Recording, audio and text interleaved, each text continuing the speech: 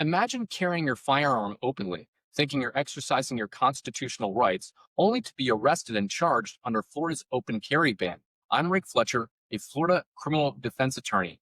In a previous video, I explained how the Florida Supreme Court in Norman v. State 215 Southern 3rd 18 in 2017 upheld that very ban as constitutional. But now the legal ground has shifted. Today, I'll walk you through the brand new case of Stanley McDaniels v. State of Florida, decided September 10, 2025 in the First District Court of Appeals, where the court struck down Florida's open carry law, how that case interacts with the Norman case, and what this means for Floridians today. This is one of the most significant Florida gun rights cases in years. For decades, open carry was banned under Section 790.053. Now, one Florida appellate court has said the ban violates the Second Amendment. But don't strap on that holster just yet, because the law is far from settled statewide. Again, I'm Rick Fletcher, and my criminal defense law firm is here in St. Petersburg, Florida. My job is to explain how these rulings affect you so you don't get caught making costly mistakes. The key question is, does Florida's open carry ban violate the Second Amendment? In Norman v. State in 2017, the Florida Supreme Court said no, applying an intermediate scrutiny test. They reasoned that because Floridians could get a concealed carry license, banning open carry was not unconstitutional. But in New York State Rifle and Pistol Association v. Bruin, a United States Supreme Court case decided in 2022, the U.S. Supreme Court changed the framework. Courts can't just balance interests anymore. They must look strictly at the text, history, and tradition of the Second Amendment. That new framework is what the First DCA applied in the McDaniels case. So let's talk about that McDaniels case. On July 4th, 2022, Stanley McDaniels stood in downtown Pensacola holding a copy of the Constitution and openly carrying a holstered handgun.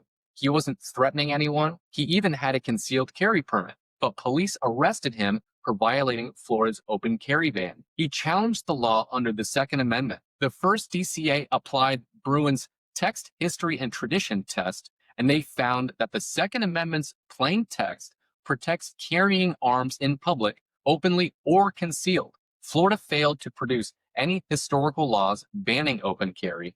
In fact, history treated open carry as the default lawful method and concealed carry as the practice often restricted. Because the state couldn't show a tradition supporting an open carry ban, the law failed.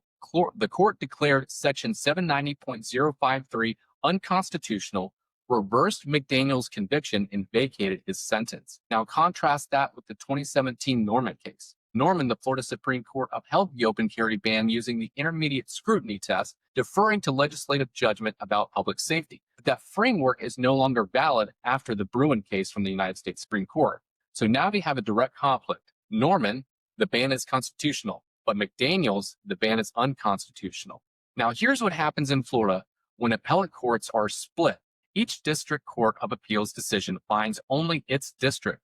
McDaniels governs the First DCA covering Escambia and the surrounding counties. The Florida Supreme Court resolves conflicts between the districts. So until Florida Supreme Court weighs in, the law can differ depending on where you are. That means if you live outside the First DCA, say in Tampa, Miami, or Orlando, you should assume the open carry ban is still enforceable. Law enforcement in those areas will treat it as valid until the Florida Supreme Court rules otherwise. So what does this mean for Floridians in the First DCA? Open carry prosecutions under Section 790.053 should no longer stand. But elsewhere, police and prosecutors may still enforce the statute until the Florida Supreme Court decides. The Florida Supreme Court will almost certainly take this case on to resolve the conflict statewide so there's clarity for Floridians as to what the law is. Here are some mistakes people make. Number one, assuming a DCA ruling applies everywhere in Florida. Number two, believing the law is gone the day an opinion is issued, because appeals and reviews can follow. Number three, open carrying in counties outside the First DCA, thinking McDaniels protects them. So how do you protect yourself? Until the Florida Supreme Court rules, do not openly carry outside the First DCA counties. If you are in the First DCA and interact with law enforcement, be respectful. Many officers may not yet be familiar with the court's ruling. Always maintain your concealed carry permit if you're eligible. Concealed carry remains lawful statewide. follow updates, this issue will almost certainly reach the Florida Supreme Court. This ruling is historic, but the fight is not over. Like this video if you found it helpful. Make sure to subscribe to our YouTube channel and get Florida legal updates on criminal law. Call Fletcher and Fletcher if you're facing a firearms charge or want to understand your rights. We follow these cases closely, and we know how to defend your rights in court.